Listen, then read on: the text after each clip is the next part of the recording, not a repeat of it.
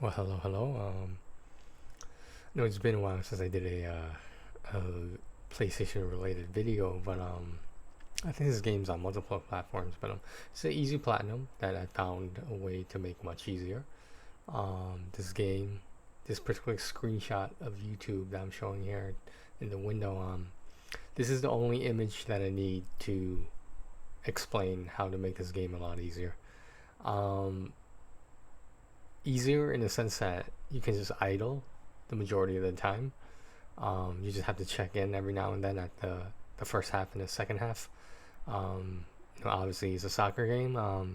It's not a good soccer game, but it's like the NBA Jam soccer, except not as over the top. I hope PS Indie Paradise doesn't mind me using their screenshot here. If they do, maybe I'll get demonetized. I don't know. You see how this screen shows you this is like a cup or a tournament to make it more easier to understand. So I don't know anything about soccer yet. I was able to platinum this game. You see that controller next to Spain in the right side of the screen? That is the human control team. Now, what you're gonna need for this idling method, you're gonna need two controllers, at least two. Two is the ideal number actually, and you want to make all the teams. You want to make all of them controlled by humans. Put a controller next to all of them. You just press X on the team name. Now all you have to do is pick one team that you or country rather that you particularly like, and only put human players on that team. And I understand all the teams have controllers next to them, so they're all human teams. Just the way the simulating the games goes, you don't have to assign controllers to them. The only team you have to control is the team you're picking as the team you want to win as first player. Then you're picking second player as the team you're facing.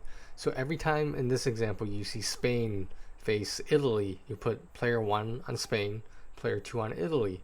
Every time you see Spain play Croatia, you put player 1 on Spain, player 2 on Croatia.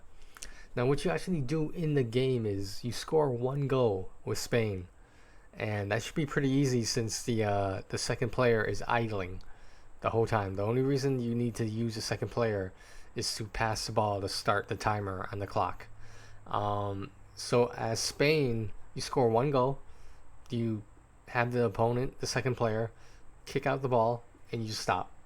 You stop right there until you get to 45 minutes. You set the time to the lowest, obvious. Set the difficulty to the lowest. Not that that matters, but I think it does matter for the computer control players. But because like in sports games, you can only control the player that has the ball typically.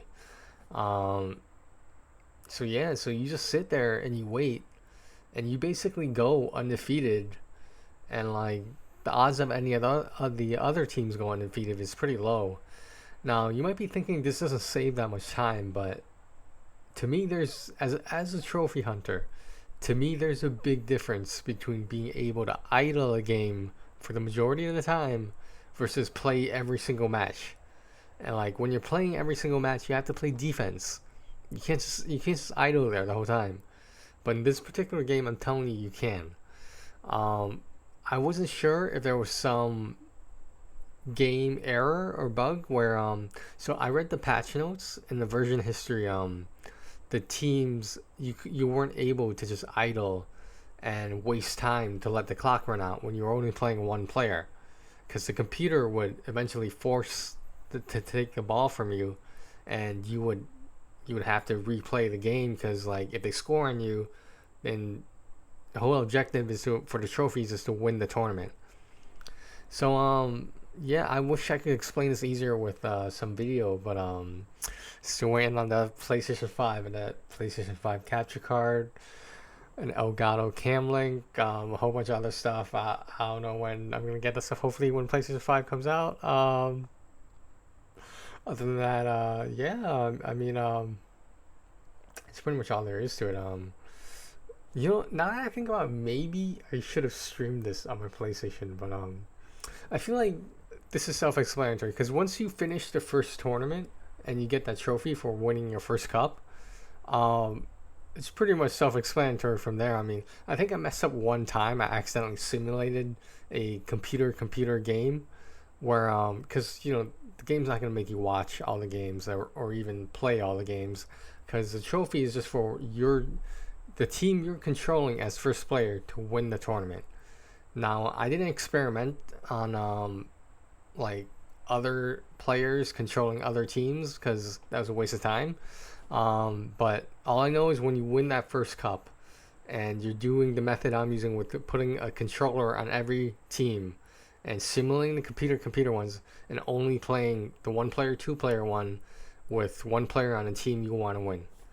So I think that's all there is to it. I mean, all the other trophies are pretty much self-explanatory. Oh, I will point out that having two players and having the second player run out of bounds to do the I think it's like I don't know the technical terms, but you throw the ball into the crowd of players, and one of your teammates does a bicycle kick. That's one of the trophies. To make that a lot easier, just have the second player run out of bounds. You're gonna throw the ball in, and the only player you're controlling is the one that's gonna receive the ball. You hit circle, bicycle kick.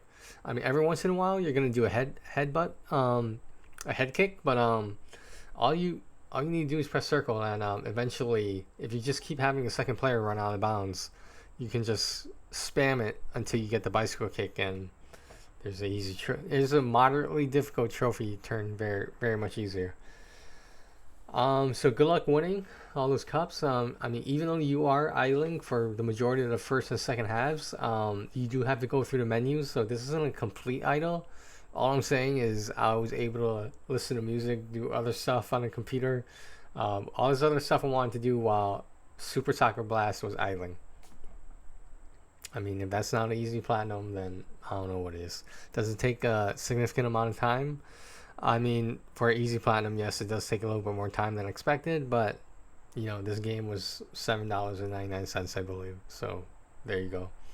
All right, guys. Hope you guys enjoyed this. Once again, thanks to PS Indie Paradise, and shout out to their channel. This is the first YouTube video I saw with a screen where they displayed all the teams with a controller next to the team. Again, to summarize, controller on every team. First player, the team you want to win. Second player, opponent. And simulate all the other games. When you see your country come up, idle. That's all there is to it. All right, take care, guys.